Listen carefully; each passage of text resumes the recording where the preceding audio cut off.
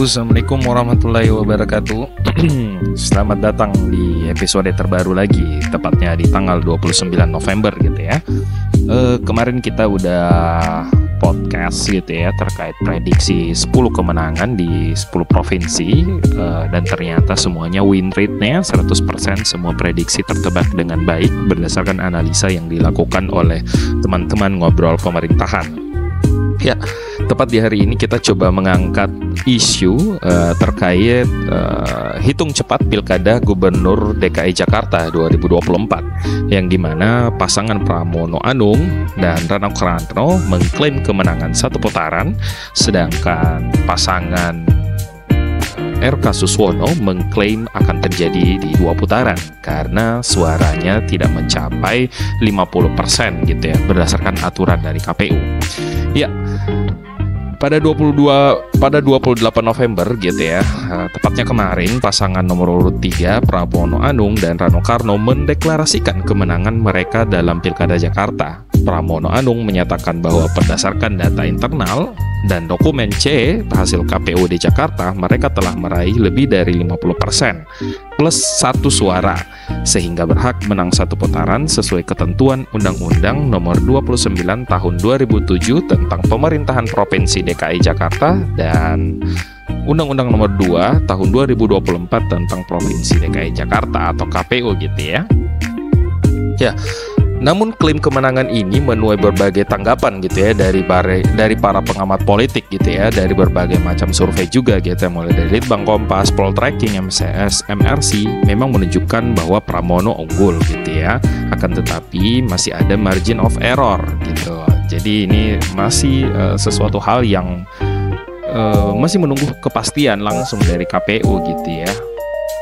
Betul. Nah, selanjutnya kita coba nyebrang kembali gitu ya ke pasangan RK gitu ya. Di kubu yang lain justru dari tim RK menilai bahwa pemilihan ini akan berlangsung 2 putaran.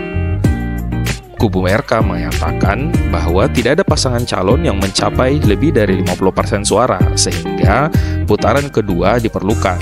Namun, ya jelas lagi, ini kan otomatis klaim yang bertentangan dengan Pram dan Rano gitu ya.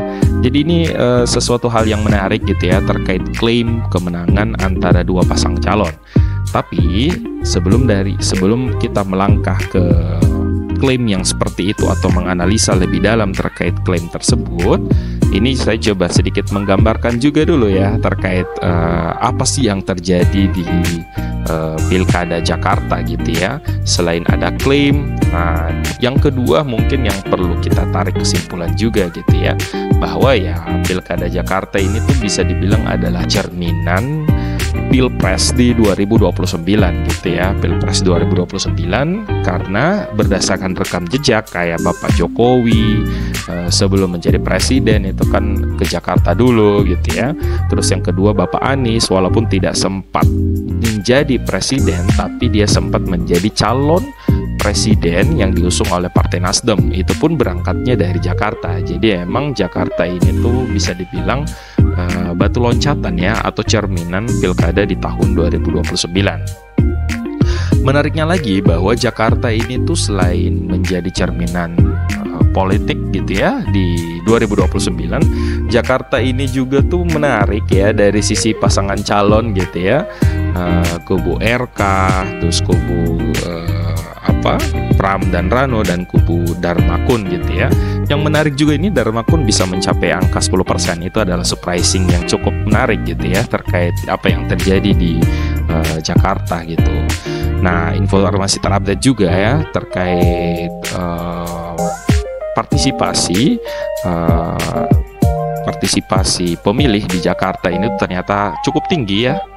Di atas 30% gitu ya yang tidak memilih atau golput gitu ya. Ini mungkin bisa jadi pandangan politik yang bisa jadi karena calon yang diusung itu tidak masuk gitu ya. Oke, kembali lagi terkait Pram dan Rano gitu ya. Dan pilkada di Jakarta gitu ya. Pertama, ya dukungan partai politik dari Pram Rano ini tuh dari PDIP gitu ya, yang bisa dibilang ya kata dari PDIP sih katanya kandang banteng sudah bukan di Jateng lagi, tapi berpindah di Jakarta gitu ya. Ini juga sesuatu hal yang menarik gitu ya.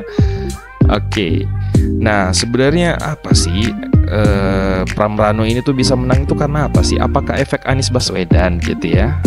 Kalau dari pandangan dari Mardhani Alisera gitu ya, Ketua DPP PKS gitu ya, memang mengakui bahwa efek Anies ini tuh yang membantu ya kemenangan Pram Rano gitu ya. Meskipun Anies Baswedan ini tidak mencalonkan diri, ya dukungannya terhadap Pramono ya dan Rano ini memberikan dampak positif bagi pasangan ini gitu ya.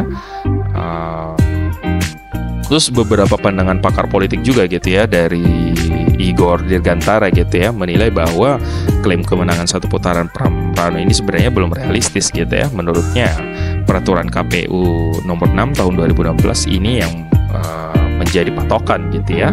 Jadi sekali lagi ya perlu bersabar ya dari dua pasangan ini untuk menunggu hasil KPU gitu ya. Selanjutnya juga gitu ya, pada Pilkada Gubernur DKI Jakarta 2024 ini ya sesuatu hal yang menarik juga gitu ya, karena ada dukungan dari beberapa tokoh politik gitu ya. Bahkan dari kubu RK ini tuh sudah didukung oleh 3 mantan presiden gitu ya, mulai dari Prabowo, SBY dan Jokowi gitu ya. Walaupun sebenarnya yang benar-benar terjun langsung ini kan Jokowi gitu ya. Kalau PSB sama Pak Prabowo ini kan nggak terjun secara langsung gitu ya. Jadi sesuatu hal yang menarik. Iya, jadi perbedaan klaim antara RK Suswono dan Pram Rano ini menunjukkan ya ketidakpastian dalam hasil gubernur di DKI Jakarta 2024 ya. Meskipun Pram Rano mengklaim kemenangan satu putaran, beberapa pakar politik menilai bahwa Pilkada Jakarta masih berpotensi berlangsung 2 putaran ya. Kita perlu menunggu hasil rekapitulasi resmi dari KPU Jakarta untuk memastikan ya hasil akhirnya gitu ya. Ya, jadi perlu untuk bersabar ya teman-teman ya. Ya dengan demikian gitu ya, demikian juga ya mungkin pembahasan kali ini ya. Terima kasih telah mendengarkan podcast kami. Sampai jumpa di episode berikutnya. Wabillahi taufiq wal hidayah. Wassalamualaikum warahmatullahi wabarakatuh.